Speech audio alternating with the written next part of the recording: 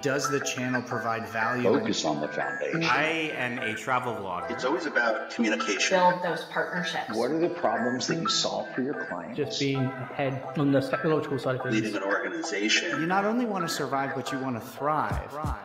They said it wouldn't last, and they said that you can't drive profitable and incremental revenue through the affiliate channel. But here we are, 20 years later, and the affiliate channel is alive and kicking and generating profitable revenue for thousands of retailers across the globe. Hi, I am Jamie Birch, your host of the Profitable Performance Marketing Podcast, where we talk to some of the industry's best and brightest about their careers, about leadership, and about how to drive profitable revenue through the affiliate channel.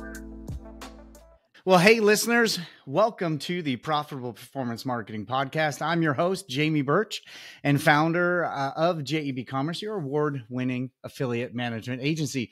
Today, we're going to have a solo podcast. It's just me and you talking about compliance, the exciting and sexy world of compliance in your affiliate marketing. But before we get into our episode, I want to tell you about something we've done different this year. Our new CEO, Jake Fuller, has spearheaded different packages that are available to you now. And if you go to JEBCommerce.com/elements, you'll see the 4 packages that we had. One thing that's been missing in the agency world for affiliate management is transparency on how much these things cost and what you get for what you're paying. So we've tried to alleviate that. We now have 4 packages available from our bronze all the way up to our platinum. And the bronze is really, you need some help, but you're not in a spot yet where you need top shelf service. You may not have paid placement budget that we need to manage for you or anything like that. We think this is a really great way for you as the advertiser to fully understand what you're getting from an agency and what that is costing you. So head over to JEBCommerce.com/elements and check out those packages if you are looking for help to grow your affiliate program. Let's talk about compliance, the sexy world of compliance. What am I talking about here? Well, first, do you know there are things you need to be compliant in your affiliate program? So I'm primarily talking to advertisers today. But there are things you need to be compliant in. Yes, you do have to be compliant. So let's talk about 3 things. There's contractual compliance you have with your network, which then goes to compliance with your affiliates. You have regulatory and legal compliance issues with the FTC that we're going to talk about. And then you have, are your affiliates compliant with your terms and conditions? So we go both ways here. You are compliant and are your partners compliant, and what you need to do to check that. So let's talk about the contractual and the legal stuff. So contractually, this is a part that advertisers really sometimes miss. Once they sign their contract with the network and everything is tracking on that launch date, there's a lot of misconception, and just naturally how it works is we don't really have to do anything else. We're going to pay for what we want and all those things, but that's not actually the case. You do have things you are contractually obligated to be in compliance with 100% of the time or close to it. So one is tracking. How often are you testing your tracking? Is that testing happening? Or are you only doing it when you notice there is a problem? You have a contractual obligation. And I've read network contracts and been a part of negotiating contracts for 20 years. And honestly, probably over 200 different affiliate programs and advertisers with maybe 10 different networks. All of them that I can remember have a spot in there that you have to make sure that your program is tracking, because they all make money. Affiliates make money off of those orders, and the networks make fees off of those orders. So you have to be in compliance with your tracking. You have a legal liability here. So if you're an affiliate manager and you haven't tested your tracking, there's a blog post and a podcast episode about tracking testing. Go check that out at JEBCommerce.com. Click on the media section and search the blog and search the podcast section for our ways of testing tracking. So you have to be in compliance with that. You have to be in compliance with the reporting you're providing the affiliate as well. That goes hand in hand with the tracking. And then your payments, you have to be in compliance with your payments. That's usually pretty easy, because when payments are due and the network or the affiliates aren't getting them, they're going to let you know. But it's really that core, that foundation is on tracking. And what I will say, what I have seen is the networks really won't come to you until there's a problem and now you have a liability you have to take care of. The best thing is to get into a regular tracking testing procedure so that you don't ever have any of those issues. If you're an affiliate manager, it's in your best interest anyway to make sure you're tracking those things. So now let's go to regulatory and legal. The FTC, Federal Trade Commission, has authority over advertising. And at its core, that's what we're doing here, right? In affiliate marketing, we're doing advertising. So the FTC has their advertising regulations that you have to share that this is an affiliate link when it's not obvious. Most shopping sites and coupon sites, it's pretty obvious that this is a shopping endeavor. What really happened quite a while ago, actually, when influencers and content creators started coming out, and I actually think that something the Kardashians did led the FTC to do this. They were out talking about a product, and in one of their videos, the social media posts, I am not very familiar with that family or what they do other than you hear about it all the time. But they had a post about a product and it wasn't clear that they were getting any remuneration for that. So did they really just like that product or were they getting paid? And the FTC basically says if it's confusing, then it needs to be stated clearly what that is. And so if there's any remuneration and that is any commission paid, any payment made, whether in product or in dollars, anything of value exchanged for someone posting a link or sharing a product review or anything like that, you have to, the affiliate has to say and have a disclaimer on the site that if you click through some of these links and buy some of the products, we may and do get paid a commission on that. Basically, what they want to do is make sure that you're not out there and affiliates aren't out there saying, I love this product, it's so great, and they've never used it and they don't mean it and they're just getting paid for that. So they want the consumer to know, and their job is to protect the consumer. They want the consumer to know whether you're getting paid to say what you're saying. There is a process we use. Every site has to have a disclaimer. You can go to the FTC to get that, and you can go to the PMA, the Performance Marketing Association, thepma.org. Go check them out. They have a lot of amazing resources to help you figure out what you need to do. But basically, all those sites need a disclaimer that some of these links on this page or on our site, we get paid if you shop through. It's pretty simple, but it needs to be clear. That being said, and you can go search our blog, you can search our podcast for information on the FTC guidelines. But what I want you to remember here is you have to be in compliance. If the affiliate goes out there and they do 30 videos on TikTok about your product and they're not disclaiming to the consumer that you're paying them a commission if anyone buys through the links they're sharing, then the affiliate's going to get in trouble. The advertiser's going to get in trouble. And if the FTC really wants to make an example out of you, the person in charge of that campaign at the advertiser may be named in that action as well. It can get a little scary. So you have to make sure you know what this is. You are ensuring your affiliates know what this is, and you're checking. Now, the FTC, and this is what I found with most government agencies, including the IRS, believe it or not, if you're trying to do the right thing, they're going to give you a ton of leeway to make adjustments. And I own another organization that does a lot of work with the government, and I've always found that to be the case. If you're trying to do the right thing, they're going to help you. They don't expect, from my conversations with them in the past, they don't expect you to check every site every day in perpetuity to make sure everyone's in compliance. What they want to know is you have a process that will most likely catch anything that isn't in compliance relatively quickly. What does that mean? Well, it's a little ambiguous, but here's what we do. And I am not an attorney. Let me give you my disclaimer. I'm not an attorney. I'm not an FTC expert, but I run an agency where this may come up. What we do is we have a process, and every Friday we pick either 5 or 10 sites per client, and we go out and review their sites and we make sure, do they need the disclaimer? Are they using it? And is it strong enough?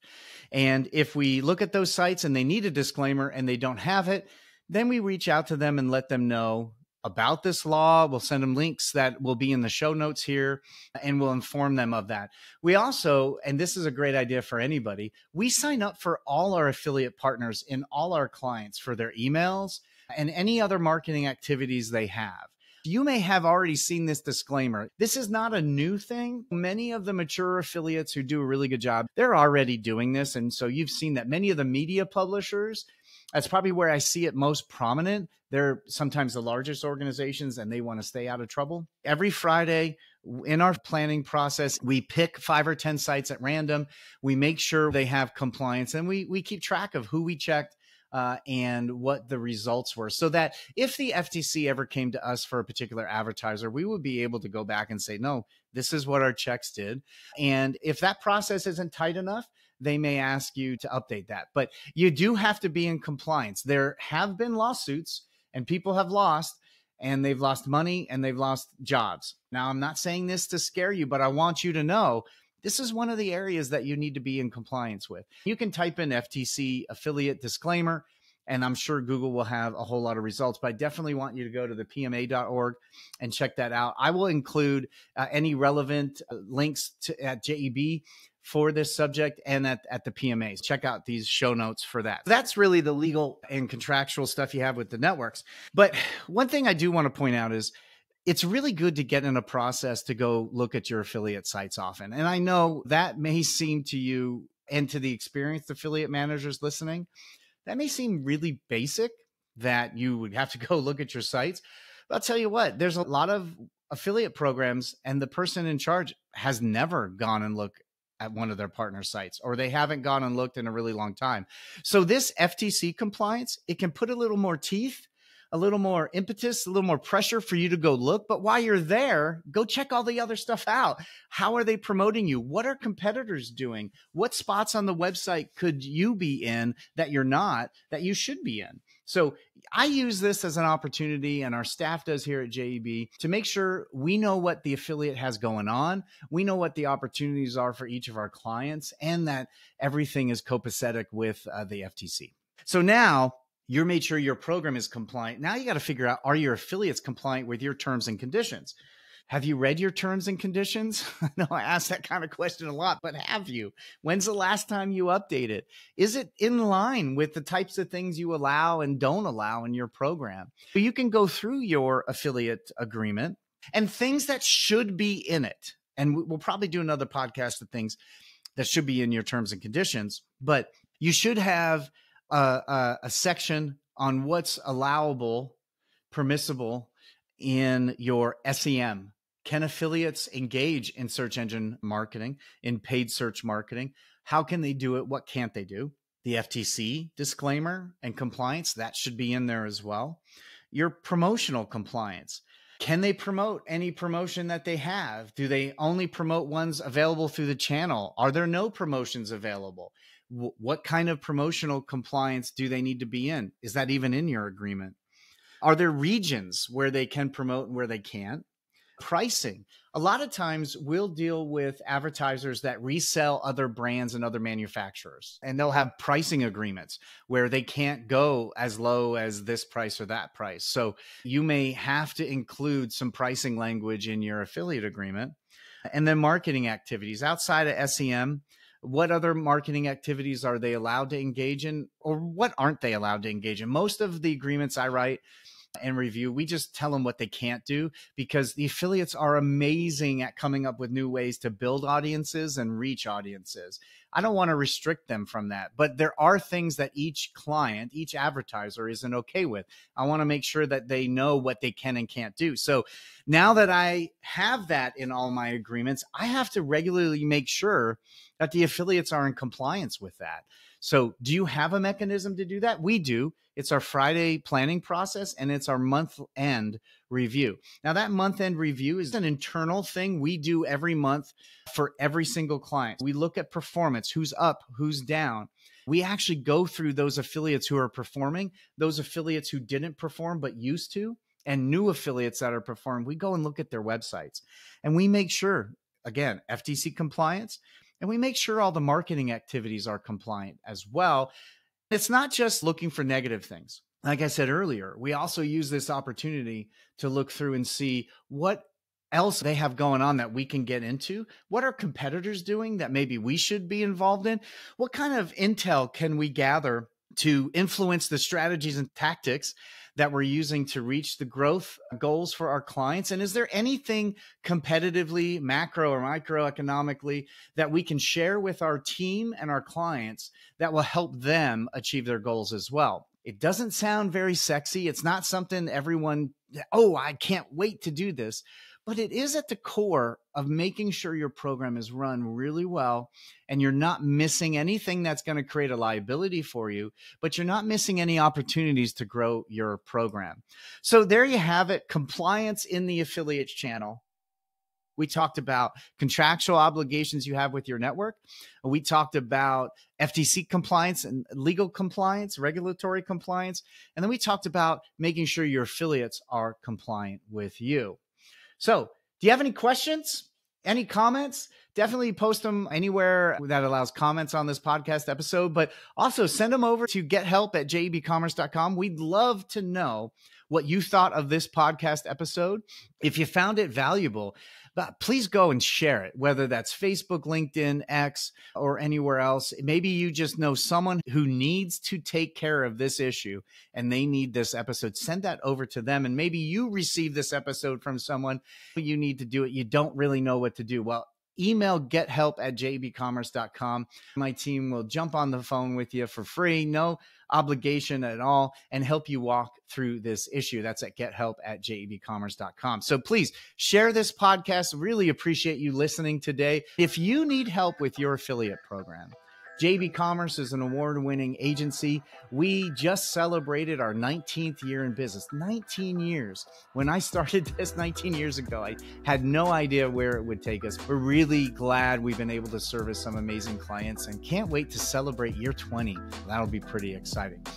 So anyway, thank you for listening. Don't forget to share. And hey, one of the best things you can do to help get the word out about this podcast is to leave us a 5-star review. Whether you listen on Apple Podcast or Spotify or a different podcast player, go leave us a 5-star review. Tell us what you think.